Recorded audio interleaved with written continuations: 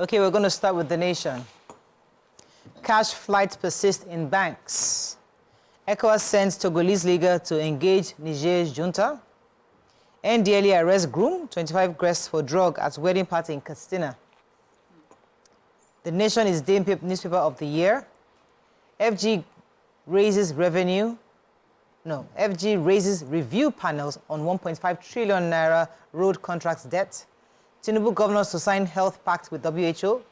And 18 killed, 27 injured in crash. Okay, which story are we taking? We can start with the major headline, this cash issue. Again, they say customers are withdrawing unusually large amount of money from banks and they are depositing less, which is raising fears in the financial circle. So there was a customer survey that was carried out and they showed that customers are complaining over the scarcity of Naira in the banks. The queue has moved from the ATMs because they said there's not enough money put in the ATMs into the banking halls. And when they get into the banking halls, the money is being rationed. You're not able to get everything that you come for. And some of them have diverted to using the POS to do transactions. Those ones have also increased their commission from using the POS. And so people are saying that if this is not stopped or something is not done about this, it will cause a lot of issues, especially this Yuletide period. But we know that the CBN has announced that there's enough money in circulation, into trillions of naira. And so they're asking those people who are collecting too much money and hoarding the money that they are not going to stop any of the legal tenders. Everything is still working, so there's no need to collect the money. And some persons are saying that the banks are going into the CBN to withdraw large chunks of money for probably their high retail customers that are coming for that large amount of money. So I don't know what the CBN is going to do about it. Will they stop giving so much to each customer when it comes to cash? But every year, everybody takes out cash. So what's for the Yuletide spending? Yeah, even the top tier, everybody collects money. Well, if they say there's enough money in the system, why do we have scarcity? There's enough for they seek you. All right. The federal government committee, they set up a committee, a 6 committees to verify the authenticity of the 1.5 trillion naira debt that it incurred on road constructions across the 6 geopolitical zones. So these committees are for each geopolitical zones, and they're supposed to review outstanding certificate debts generated before and after May 29, 2023, according to the Chief Press Secretary to the Works Minister. What's her name? I think his name, Uchenna Oji. And he went on to say that now all the contractors should come forward before committees that will review them and show what they have. They should come with their request to approach the committees with all the documents to back up their claims from Tuesday, the 12th starting tomorrow to the 22nd of December for these reviews in all the geopolitical zones that they live in. It says that the business of the committee, of course, is to review approved and unapproved variation of prices and all the augmentation that were approved or are yet to be approved and make recommendations to the ministry's management. And the ministry has exposed these debts and all the reviews in the ministry to Mr. President's economic team and also the FEC on road and sector funding. So we knew that under the former Minister for Works, there was a serious funding issue. They had to do sukuk. They had to find ways to make it work.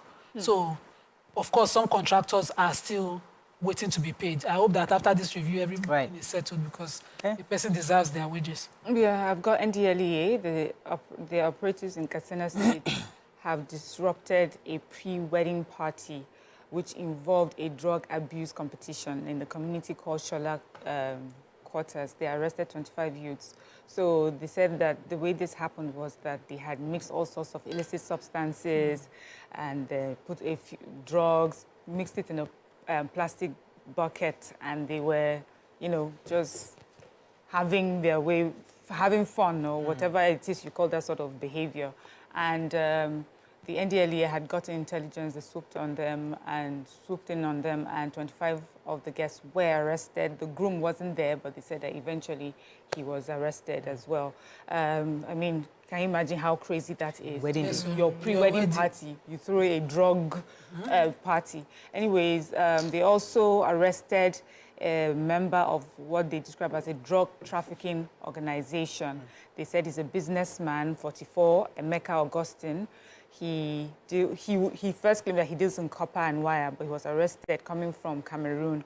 And on him, they found 12 consignments comprising 797 pallets of cocaine weighing 17.6 kilograms.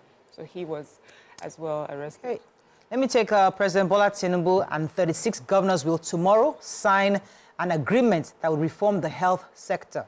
The Health Renewal Pact, involving some international partners such as the Universal Health Coverage and WHO and the CEOs of Gavi, which is the Global Fund Against Tuberculosis and Malaria, and with Bill and Melinda Gates. So according to the document obtained by the reporter, it says that the agreement will be witnessed by WHO Director General and a few others. The event, the highlight of this year's event in Nigeria is the signing of the Health Renewal Pact by the federal government and all state governments, as well as development parties, to actualize the transformational sector-wide approach to improve health outcomes as approved by Mr. President in October 2023. It says that the President's renewed hope agenda, they hope to specifically invite all these key players to see how they can work together with both the state governments and the President to achieve a better health sector. So I'm looking forward to that. Okay, let's move on quickly now to the Punch. Diesel Jet A1 hit market. January petrol delayed. External reserves fall by $520 million in 5 weeks, says CBN. Nigeria's revenue not enough to support development, says IMF. PFAs make 8 trillion naira profit from pension investments. FG to spend 837 billion naira on 2,254 roads and bridges. Niger, ECOWAS panel to resume talks, more sanctions loom. And Ekeredolu, Assembly won't probe signature forgery allegation, says lawmakers. Okay. So pensioners, there's good news for them. According to the pension fund administrators, they've made a profit or recorded a profit of 7.98 trillion from investing contributions made by workers into the retirement savings account under the contributory pension scheme. And according to them, they've also been able to recover the debt of about 24.8 billion from defaulting employers alone. So, you know, these are people, pensioners' funds, and they are being judiciously used according to the Oga Patapata of the scheme. That's the Chief Executive Officer of Pension of Mr. Ugoche Aguda. He said that the workers contributed about 54% of the funds, and the returns on investment accounted for about 46% of the entire pension funds as at the end of June 2023. It's looking good. I'm also hoping that the paperwork for pensioners to get, you know, their remuneration is also good and neatly done. All right, let me go on a short break. When we come back, we'll continue with our review. Stay with us. We'll be right back.